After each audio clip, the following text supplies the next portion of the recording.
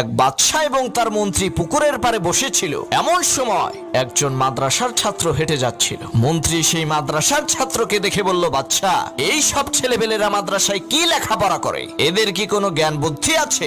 মন্ত্রীর এই কথা শুনে বাদশা সেই মাদ্রাসার ছাত্রকে কাছে ডাকলেন এবং মন্ত্রীকে জিজ্ঞেস করলো, মন্ত্রী বলেন তো এই পুকুরে কত গ্লাস পানি আছে? মন্ত্রী বলল, এই পুকুরের পানি মাপতে হলে প্রথমে এই পুকুরের পাশে আর একটা পুকুর খনন করতে হবে, এরপরে এক গ্লাস করে পানি ওই পুকুরে রাখতে হবে, তারপরেই বলা যাবে কত গ্লাস পানি আছে। বাদশা এবার মাদ্রাসার ছাত্রটিকে জিজ্ঞেস করলো, বাবা তুমি বলো তো এই পুকুরে কত গ্লাস পানি আছে?